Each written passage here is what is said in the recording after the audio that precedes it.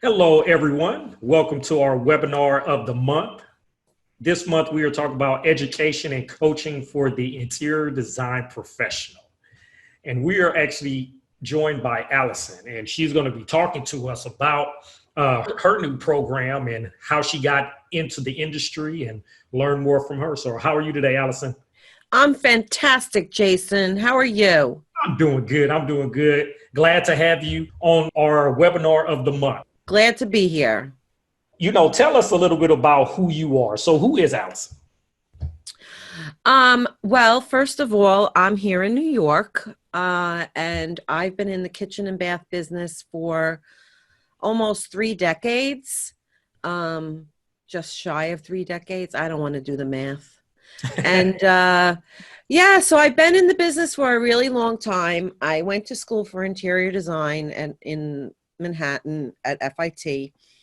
And when I graduated, there weren't many jobs in the interior design field. So I kind of hooked up with a friend of mine and we were doing some custom furniture pieces and I was designing things on our own.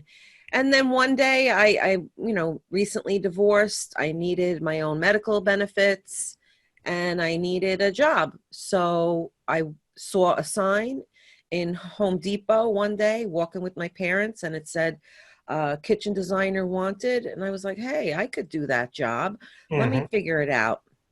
I figured it was Home Depot. They hire part-time. It's right near my house. So I got a part-time job in the kitchen department and the bathroom department, and I never knew I was going to love kitchen design and bathroom design the way that I do. I basically fell in love when I went into the showroom. I mean, I love space planning and interiors and furniture, but the kitchen and bathrooms just hit a switch that I love. Okay. So yeah, so I worked in 1994. I think I started at Home Depot, and then I left there, high-end kitchen company, and then they went out of business. So I went back to Home Depot Expo. They actually came and were looking for looking for me to come back. I was and I had just that new place had closed, so I was like, hey, if you want me, sure, I'll come and work for the Expo. So I worked at the Expo for a couple of years. And what happened was I had been sick for a few months, actually, like 9 months. I was going through some personal, really physical problems. And I was out of work for 6 months, rehabilitating. During that time, I had a awakening. I'm going to say awakening because that's what I think what happens when people go through really difficult times. Right. They have awakenings. And I realized that I'm not going to do anything that doesn't make me feel happy. Awesome. I am going to feel happy. And that's something that we need to like really hone in on, is this how you really feel deep Mhm. down inside. And too often we take that first feeling and we go, oh, no, no, no, push it to the back. It's not right. Well, I owned the first feeling. And my first feeling was, I'm only going to do what makes me happy. I'm not going to be in a relationship that doesn't make me happy. I'm not going to work for somebody that doesn't make me happy. I'm not going to take clients that don't make me happy. I'm going to reach my own happiness by my own achievements. So I had always had a dream to have my own business. Of course, we're all designers and we're going to have our own design business. Right. So, in the kitchen and bath business here in Long Island, it's very family oriented, meaning the mother, the father, the son, the daughter in law, the cousin, it's all very intertwined with the family. And I'm nobody's family. Mhm. So, I guess I got a lot of chutzpah because I was like, you know what? I want my own showroom. I'm tired Right. of working for these people. They keep telling me what to do and they don't even know what they're doing. And hey, I'm a really good designer. And if you could do it, if you could open up your own showroom, I could do it. And Hmm. I remember I had spoken to one other kitchen guy, and he said, "Oh, when I started, I had brown paper in the windows in a little tiny showroom in Great Neck, and it was a little place, and I had brown paper on the windows." And I said, "If he can have brown papers in the window, then I'll put brown paper in my window, and Right. that's how I'm going to build my business." And I just took courses. I reached out. I learn. I pull. I made it happen. So in 2002, I started my own company, Solar Designs, a kitchen and bath design and build company. And then I opened up a showroom, my own showroom in 2004. Okay. And in 2004, I had my own kitchen and bath design and build showroom in a nice neighborhood. And I developed my own business. So through all of this, these life lessons, starting out on my own, doing project management, advancing my own skills. I really, really, really learned so much. So here we are 30 years later, and I have so much information in my little brain. And I love what I do, and I want to share that with everybody. I want to teach people. I my aunt was a teacher, my great aunt was a teacher, my mom was a teacher. I don't know, I guess it's in my blood. And I really feel the need to educate the interior designers on the really technical details involved with the kitchen and the bathroom business and design and product and everything. It's a I didn't realize, I didn't respect my own specialty Hmm. when I first started, thinking I was an interior designer. Oh, but I do kitchens and baths. But I keep hearing people, um, they compartmentalize kitchen and bathroom design as a specialty. And I was like, you know what? It really is a specialty. And Hmm. I'm going to own the fact that I'm really, really good at that. I'm a great kitchen designer and a great bathroom designer. I have a great reputation. So I just wanted to bring all of that out there to the design industry and design world, because I saw a need for the lack of kitchen design education and bathroom design education. I didn't take that class in school. They Right. didn't offer kitchen design and interior design school. They didn't offer bathroom design. I had to learn on the fly, learn in the field, learn from my mistakes. Okay. Well, awesome. Well, with all of that experience that you have, what do you think is actually necessary to have a successful business in this space of the kitchen and bath industry? The kitchen and the bath industry, the product is very specific and it's very technical. Okay. And when you're doing a kitchen and a bathroom here in the United States, at least, those two rooms become an intricate part of the house itself. So they are investments into your property. So Hmm. you have to really not only know how to design, but you have to know how to do your invoicing, how to bill your customer, how to have your insurances. And when you do a project, you have to have your permits and you have to have contractors. And if you're in a co-op, it's much more construction oriented than furnishings. Right. Um, because I'm coming in and I'm ripping things apart, pulling things out, and putting your life back together. And I had to develop my own order processing program, because how do I process my orders? Okay, Sally gave me her money for her kitchen. I sold her kitchen. I've got a kitchen, I've got a countertop, I've got hardware, I've got a sink, I've got a faucet, I've got floor tile, backsplash tile, light fixtures. I design all that. Now I have to process all those orders, check Hmm. all those acknowledgments, correspond with my vendors, and keep keeping communication with my clients. Hmm. And I had a couple of people who I was like, I need help doing this, and they were really happy to help me. But you have to reach out there and go, hey, can you help me? Right. And and in construction, there's always going to be a problem. There's just a problem. It's just a problem riddled business, because it's done by people. Yeah. It's done. not done by robots. If the electrician is late getting to your job, maybe he had to drop off the kids unexpectedly to school. Maybe he had car problems. Right. Maybe one kid had to call out of a school for being, with COVID now. So you can't get mad at the electrician for being late, because you're just going to get mad all day long, because everybody's just running around ragged in this business, trying to coordinate it, trying to get to the customer's house. They fix this here, they go that there, and they're, it's a lot of different brands. It's a lot of different people. It's a lot of moving parts.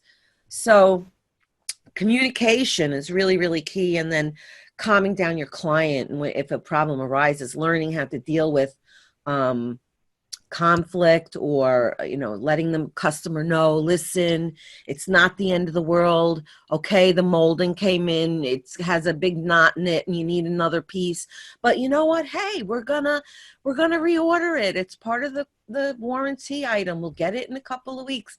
Not to worry, it's all gonna work out in the end. Right. Yeah. So those are what I learned and what I dealt with when I had Solar Designs Inc. as a full running showroom, kitchen design, bathroom design business. Okay. So now that you have your design academy, can you explain why did you even start that? And you had touched on that a little bit in your history, but for the listeners, why did you start the design academy? Well, I had actually been asked to teach a course on kitchen and bathroom design and lighting design at the New York Institute of Technology. Okay. And I had, it was kind of like, yeah, I'd love to teach, and hey, I'll teach. And there was like, oh, Alison, can you teach on Monday? And today was Thursday. I didn't even know how to teach. I don't know how to teach. I don't know how to go in front of a classroom. But again, I'm that type of person where, hey, if you could do it, I could do it. Right. And where there's a will, there's a way. And you know what? It doesn't work out. It doesn't work out. It's going to kill me. It's not going to kill me. So I was like, oh my God, I called my mother. I was like, Mom, I have to teach a class. What do I do? How do I make it? What happens? Where do I start? And she goes, well, first of all, you need a lesson plan. I'm like, a lesson plan? What's a lesson plan? So I'm Googling lesson plans, and I'm asking the university, do you have a lesson plan? I mean, they really literally gave me nothing. Right. To Yep. study. It was like, here's a syllabus. All right, now you have to come up with content.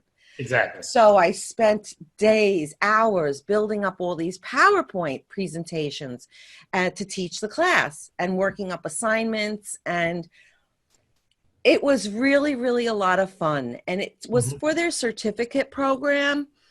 And it was an option for people to take it. It was elective, and not everybody chose to take this elective. So sometimes I was working and sometimes I wasn't working. Okay. And I had created all of these PowerPoints. I had PowerPoints on cabinetry, on drafting, on lighting, on closets, on tile, on flooring, on plumbing fixtures, cabinetry, you name it. I had 17 PowerPoints. Okay.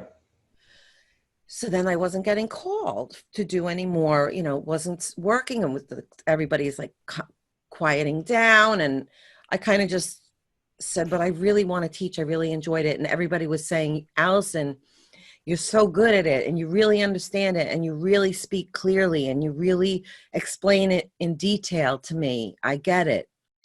So I saw a need, and people enjoyed my class. I got good comments and good feedback, and I felt like I made a difference. I felt like I influenced and helped those designers. So I wondered, well, where do designers go? If I'm an interior designer and I want to know more about kitchen design and bathroom design, how do I learn the guidelines? How do I learn materials? Where do I go for that? So I Googled it, right? I Google everything. It's both a verb and a noun, Google. Excuse me. So I said, where can I learn kitchen design? And I kept getting colleges, like a Ah. 2-year program, Mm-hmm. part of a college, a 2-year a whole interior design certificate. And it's really not for interior, it's an interior design certificate program. It's strictly kitchen design and bathroom design. So if you're an interior designer and you want to learn a little bit more about the business, it was really hard to find information out there. Right. And I really only found something from the National Kitchen and Bath Association. And I thought, you know what? In the meantime, I was going through a business coach, and she was saying, who's your ideal customer? Because, Mm-hmm. we're always trying to build our business and work on our business. And I was in a funk and I needed to work on getting design clients. And she kept posing the question, who is your ideal client? Who's that avatar? Yeah. Yeah. And I was like, you know what? First of all, anybody who will pay me is my ideal client, right? I mean, let's get Right. real. If you want a kitchen, I could do it. It doesn't matter your style. I mean, I'll do whatever style you want as long as I make it work. Mm-hmm. And if it's ugly, I don't do ugly. So I decided there was a need. And she was talking to me about my ideal client. I was like, but you know what? I really love that teaching. And I was like, you know what I would really love to do? And more I thought about it, and the more I honed in on how I feel about it, the teaching just kept giving me little flutters inside. So I was like, you know what? I've got to continue on this teaching. And I researched it, saw there wasn't too many places to learn kitchen and bathroom design in real detail. I'm Right. not talking about just learn about a faucet. I'm talking about learning, how high is the backsplash, what are clearances, how do you look at appliance specs? And I just said, you know what? I'm going to do it. I'm going to start my own online design academy because I saw designers, interior Mm. design friend of mine, and I was like, oh, why is this filler there? That filler doesn't belong there. The filler belongs over there. Oh, to me, it sticks out like a sore thumb because I'm trained. Right. Perhaps like I wouldn't be able to look at a fabric and go like, oh, that's so-and-so's fabric. That's expensive. That's bespoke fabric. I have no eye for that. I have an eye for kitchen design and bathroom design. And when I saw her design and I saw that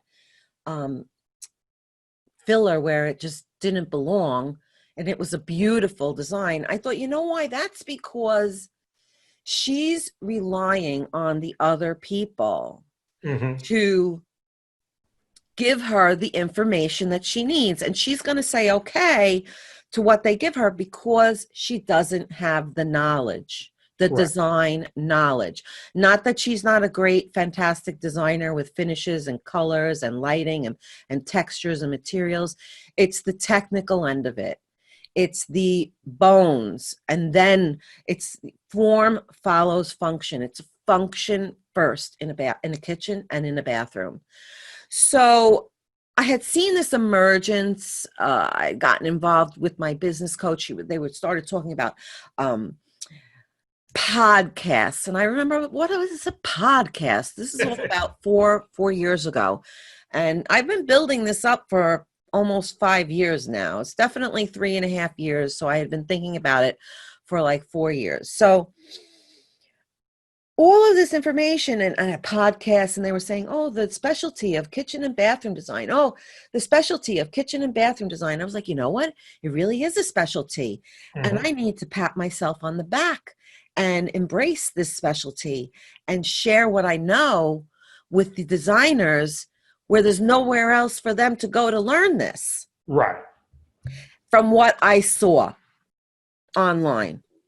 And now with this internet, this was not around 18 years ago when I started my business. Mm-hmm. There was nothing like this. We did not have internet the way we have it now with webinars and coaches and support systems and groups.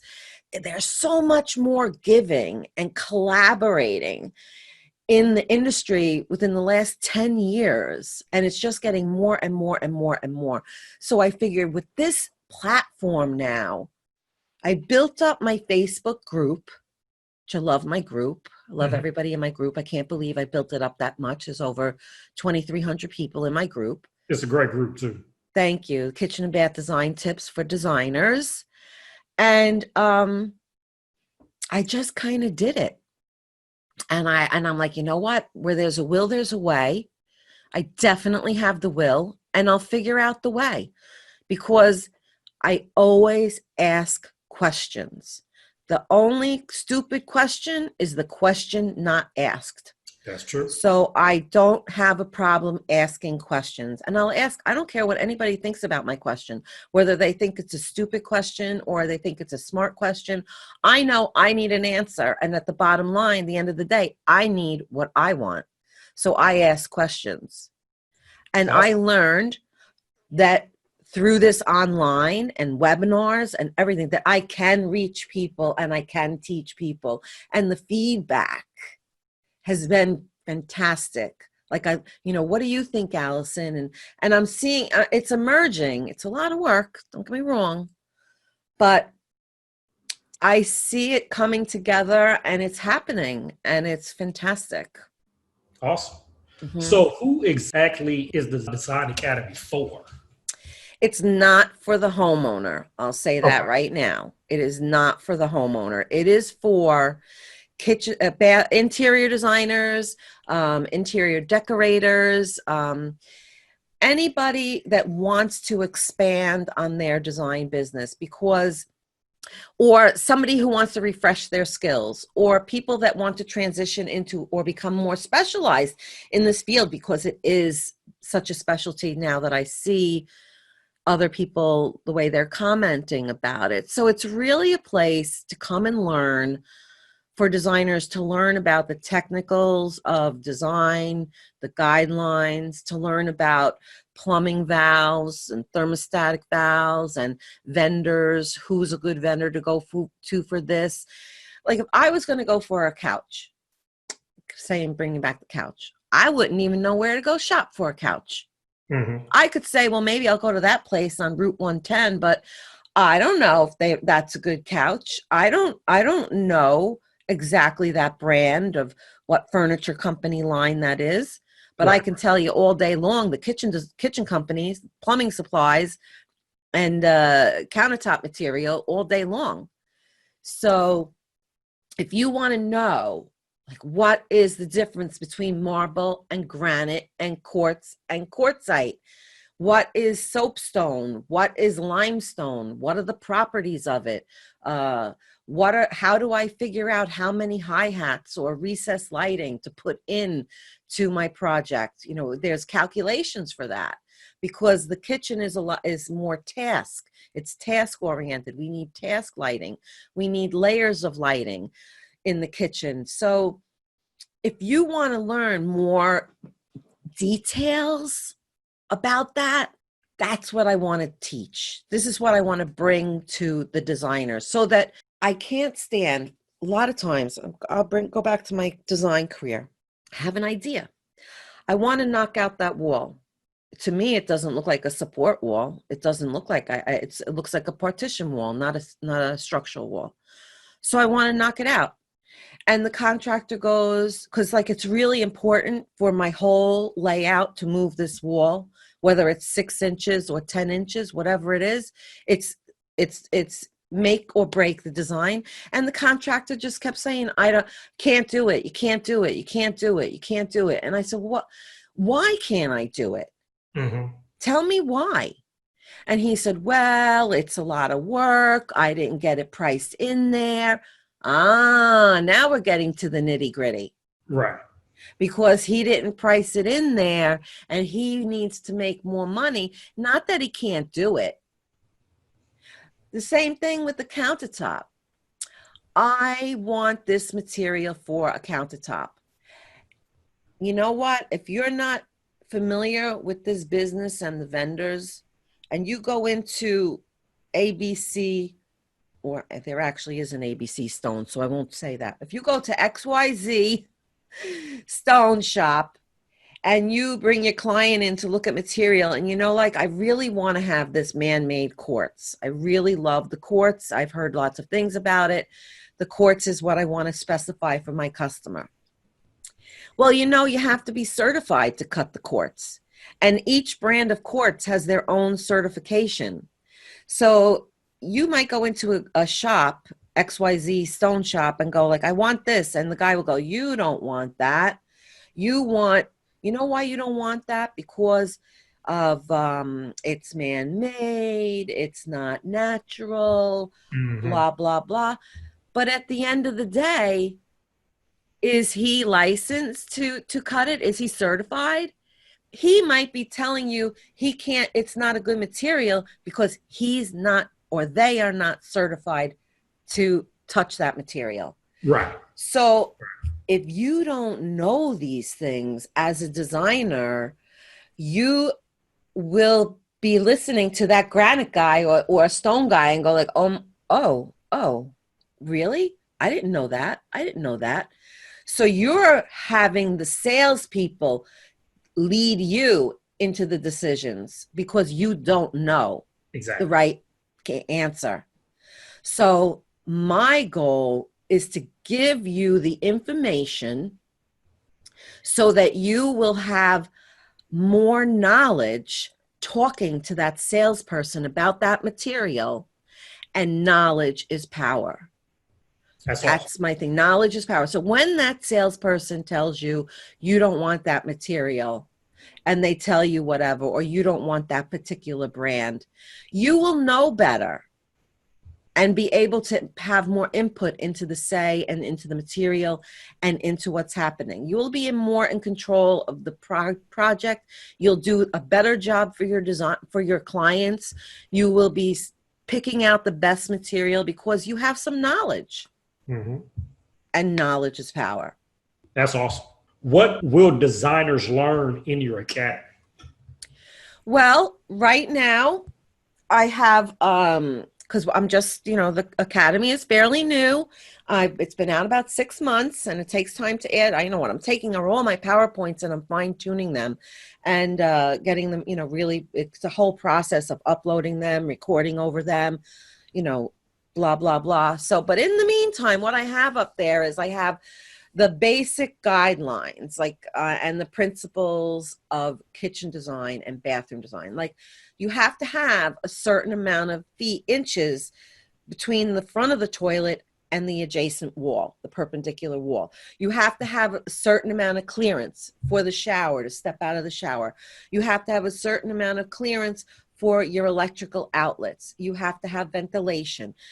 And there's so many things to really learn about it. And also you need lighting controls, how to do a lighting plan, what is the proper placement for switches, what's the proper uh now it's not even wattages, it's lumens. Now they've changed, like what used to be a 100-watt bulb, and our industry used to be a 100-watt bulb, 60-watt bulb. How much CRIs, color rendering index. Oh, you want 100. This LED has completely changed the lighting in the kitchen and bathroom business with the new products and the new Hmm. fixtures. So we need to learn the technicals of where exactly to place that light fixture, and how many lights do I need in the room. Right. There's a mathematical calculation for that. Then also you need to know your flooring material. What's ceramic? What's porcelain? These luxury vinyl tiles. We have the wood veneer, prefab woods. We have floating floors. We have all kinds of things for the floor materials in the kitchen. And also your different hardware, like what's the difference between this oil rub bronze and that Venetian bronze, and who has a better fixture, who's the better brand, where does this company fall in the spectrum of quality, where does that product fall in the quality. Mm-hmm. So it's breaking it down into these categories. And look how many categories there are. And Yes. we've got counters. Just to even learn about the stones, the different hardnesses in the stones. Like, why is marble? What's the rating in the marble? What versus the granite?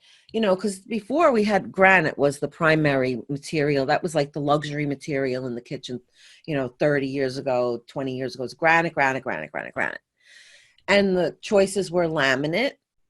And then they came out with the Corian, the acrylic material. Now we've got Caesar stone, Sile stone, Decton, quartzites, all kinds of marbles from all over the world. It's completely different from 30 years ago. So you need to go where are you going to learn all this stuff? So that's Right. why I want my school to be the one stop resource center. Like, you can pick something that you want to learn, whether it's plumbing, whether it's how to, read appliance specs and how to research your appliances and what's the best way to install a backsplash. Do you tile up behind the wall, the hood? Do you stop it somewhere?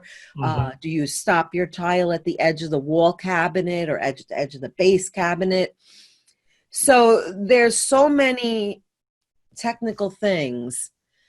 And that's really what I'm bringing to you. It's the technical end of it. It's so that you can take those technical things and apply it to your finishes, the entire look, the entire project. You can enhance your business as a designer to know what you're specifying. And then Right. this way, if you go into the store and you say, oh, I want a marble countertop for my customer in their kitchen. But you don't, unless your client knows what they're getting into with a marble countertop. Why? Because of marble has this hardness. Marble will scratch. Marble has this property, blah, blah, blah. So you're going to have this information to go forward. I had a customer come to me the other day, and she says, oh, I went to this tile store and I'm going to put this tile in my shower. She showed me a 12 by 24 tile. And I said, you can't put that in your shower floor. And she goes, why not? The salesperson told me I could do it. I said, well, there's no tile installer in the entire country that's going to Mm-hmm. install that tile in your shower unless you have a linear drain and a curbless shower. Mm-hmm. And she's like, I don't have that. I'm like, so the customer so picture you're the designer and you don't know anything, and you go in and you talk to this salesperson at the tile store, and they tell you could put that on the floor, and you go, oh, the salesperson told me I could put it on the floor. Well, if you had taken one of my courses, you would know you can't put that tile on the floor because it's too big. Mm-hmm. You need to pitch. A shower has to get pitched. You need 2 by 2 tiles or smaller, or 3 by 3 the most. So I have people all the time, well, they told me that. And I'm like, well, they don't always know what they're talking about. Exactly. Yeah, because it's a matter of education. And so, like, sometimes they just throw you into the store and they go, okay, sell.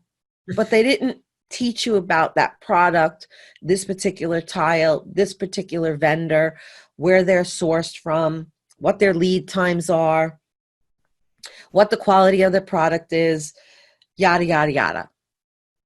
So I just don't like being relying on other people. I hate that. Mm-hmm. Really hate it, because I could be easily swayed into something just because I don't know it. And that bothers me. So I would imagine it would bother other designers. Right. So Yeah. that's what I did. I made this online school. That's awesome. If designers wanted to get in contact with you, how would they find you?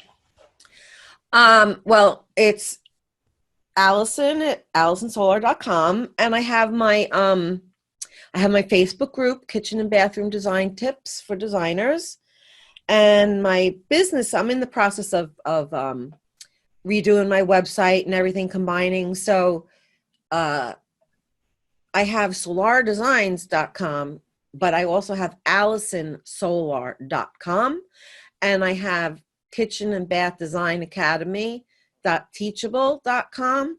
Okay.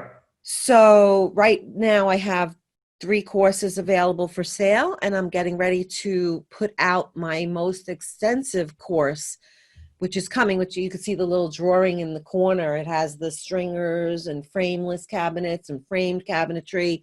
And this course really breaks it down into plywood, particle board, medium density fiberboard, maple, alder, half-inch plywood construction, particle board construction, corner blocks, stringers, toe kicks, you name it.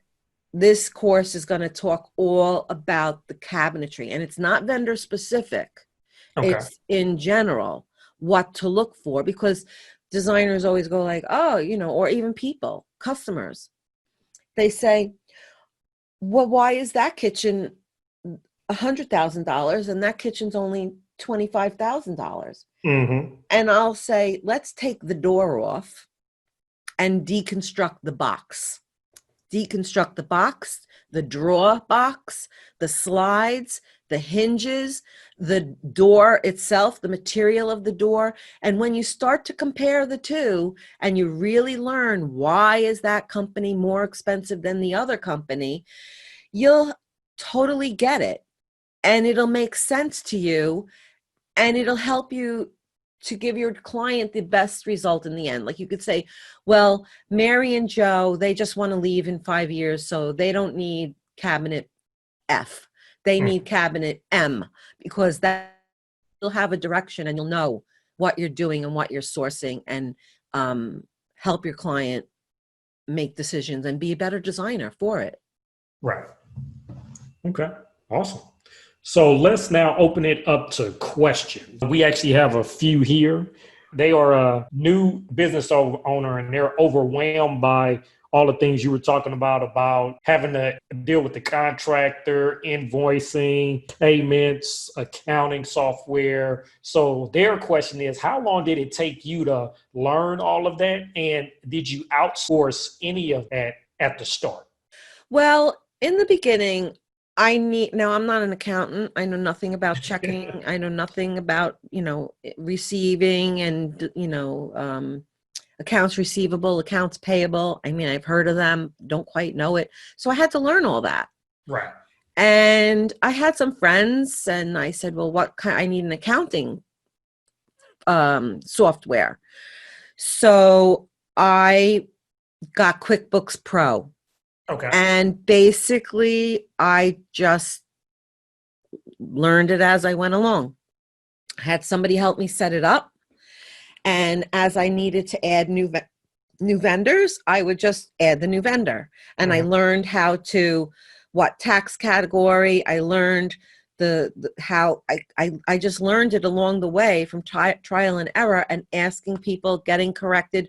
So it took me at least 2 years to really learn the accounting, at least to have a handle on it. And what I did was because I don't really know about accounting, and I gave my books to somebody else. I hired somebody to do my books. And because I didn't know, it was worse for me than if I had known and done it myself. Wow. I had people totally screwing up my books. I didn't understand it. So you know what I decided? I have to do it myself. I'm going to learn the program myself so that I can hand it off to somebody else and let them do the work. And I can oversee it and say, oh, that's wrong. This is wrong. Blah, blah, blah. You should be doing this. You should be doing that. So I did learn the hard way through trial and error, and I just did it. I picked it up. If they have a helpline, I called up the helpline. I had been an expediter in Home Depot because the girl who did the expediting for Home Depot, now you have to realize we were selling, we were doing over $100,000 a week in $5,000 kitchens. Right. So she up and left. So I had to kind of create my own filing system that made sense to me. Mm-hmm. So I had to elaborate on that when it came to ordering my own product. Because when you work for another company, you kind of put the order through and then you forget about it. But when you work for yourself, you need to follow the order through from start to finish. So you have to be involved in all of the details. In the beginning, I was overwhelmed. I did learn. I was working long hours. I was working long days. I was working 6 days a week. I just did it and persevered. Learned my accounting program, figured out how to do my project management. I got a whiteboard. I'm a very visual person. I need to see it right in front of me. So I got like a whiteboard and I put all my clients down there. And, I was having 10 projects going at the time and I didn't have a project manager. I didn't have a partner. Right. I did it on my own. And my husband, when I got remarried, he's a mortgage broker. He's not a contractor. He doesn't understand this business. So I don't know. It is hard and you just do it, bite the bullet, learn the program, and then hand it off to somebody else. Okay. And this is another one we have. Knowing all that you know now, what would you do differently if you was to open up a design firm today? I would have had more of a business plan. Okay. I would, and I wish I had a business coach. And because I didn't have a partner, what I would do right now, if I opened up a place, I would get myself a business coach. I would get a coach. I would get a business manager or somebody. It can all be done virtual now. So that you can have somebody to talk to and run things through and looking out for your best interest and helping me handle my money. One of the things that I did through the last few years was I read a book called was it Profit First? Yep. Great book. Great book. And yes. I was like, I wish that 100%. I wish I would have known this ahead of time. Because nobody's going to come along. No one's going to come there and go, hey, listen, you know what you need to do? This is what you need to do. You do this, you do this, you do this, you do this, you do this. And you go, okay, let me do that. A business manager is going to help you that. A business coach is going to give you that to do. But when you're on your own, nobody's giving you anything to do. You got to kind of come up with that on your own. Like, what do I do now? What do I do now? So I would definitely have a business coach and I would get involved with this online, the coaching, the schools, the webinars. What's available online now is incredible, in my opinion.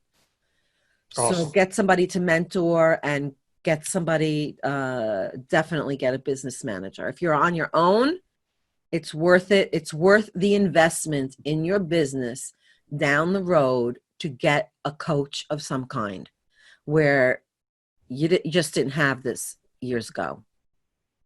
Right. Great advice. So the next question we have is on the Design Academy. They were asking, how often will you have new courses out for the Academy? Well, I'm in the process of launching the next one within a couple of weeks. Okay. And then I'm working on a lighting course. So it's just a matter, I'm going to be adding courses and adding information. If it's not once a month, it'll be, I'm hoping to have 10 classes up here by the end of next year, if not more. Okay. Awesome. Mm-hmm. So right now there's the 3 and there's one more coming. And then as soon as that's up there, I start working on the next one. It's just time consuming. That's all. But it's okay. I'm doing it. Right. I'm not stopping. Sometimes I'm like, Alison, take a break. And I'm like, no, not going to do it. Now, somebody asked for your Facebook group. I went back a slide so they can see this is, the Facebook group here. So you can just head there and then, talk a little bit about what actually happens in your group. I'm actually in the group and I can say firsthand, there's a lot of information, a lot of value giving out. So that's just from my viewpoint, but I'll have you talk more about it. Well, what it's not is an advertisement page, because a lot of people try and advertise their stuff on the page freely. And I'm like, nope, I'm not allowing advertising in the book unless it's under a thread. Like, I want everybody, all the sales reps and the designers, to promote themselves on Promo Friday or, Shout Out Thursday. So under a thread, you can share your Instagram account. We share our Facebook pages. You can come in and ask questions if you're working on a project and you go like, gee, which faucet company do you like the best? People ask questions. I always post something daily, daily inspiration, and try and come up with just what's ever on my mind. Like, I'm wondering now, how many people have small appliances on their countertop, and do they wish they could put them away, or do they not mind having them up? Right. So these little questions, you learn a lot. I did a question in the group about the microwave, and you know how many people don't have the microwave in their kitchen but have it in a pantry? Oh, okay. Right? Never knew it. That's interesting. Yeah. So it's finding out people's trends and the latest things going on, and there's a lot of interaction between my group and the kitchen and bath industry group, and we've got the 2020 power users group, and we've got the e-design tribe. So it's really a place for getting information, asking questions, coming together with like-minded people, and sharing tips, inspiration, your highs, your lows. It's all about kitchen and bath design. The last question we have here, they were asking about, is it more of a subscription model, or if they just wanted to learn one topic, can they head in there and just do that one topic, or how does that operate? With the Kitchen and Bath Design Academy, the courses are for purchase. So you can purchase either the Kitchen Design Guidelines course right now, you can purchase the Bathroom Design Guidelines right now, and these are NKBA guidelines based on the National Kitchen and Bath Association guidelines. I took the guidelines, the top guidelines that I feel are the most important basic ones to know for kitchen design and bathroom design. And you would purchase that course and take it at your leisure. You have lifetime access to the course. There's a Facebook group specifically for the Kitchen and Bath Design Academy. So students can come in, and if you have a question, you can ask me. If you need clarification, if you want to review something. So each course is individual, and you could pick and choose one, or I have a bundle platform to buy the both of them together. And you take it as you want to go. And they're broken down into, 10-minute sections, half an hour sections. And then there's a little quiz after each lesson, so that you get making sure you're paying attention. Right. So a little quiz. But for my group, my Facebook group, there is no fee to belong to. It's a private Facebook group. You have to ask to join. So the group Facebook is free. The Kitchen and Bath Design Academy, you just buy what you want to buy, and it's just gonna get better. It's just gonna get better, because this is something I've been working on a really long time. And when I hear other people go, well, I've been doing this for 5 years, I figure I got about another year to go, Jason.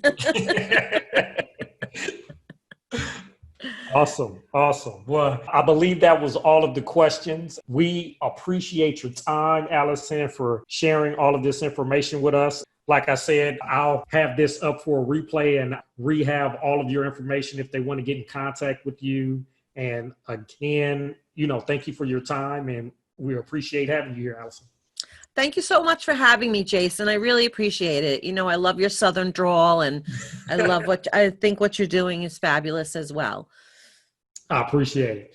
So next month, I've been hearing from a lot of business owners that we work with and that a lot of other business owners that, reach out to us, asking us about what's happening with the healthcare and all that's happening here. So we're going to have a healthcare expert on, and they're going to talk about the health insurance coin flip. So it's going to be an interesting topic and right around what's happening. If you don't know, next week, the Supreme Court is going to actually vote on what's going to happen with the Obamacare. And so that's going to be huge with what happens next. So he'll have more information on that. And so that's what we're going to be talking about next month. So hope to have you all here next month, and you have a good day. All right. Bye-bye.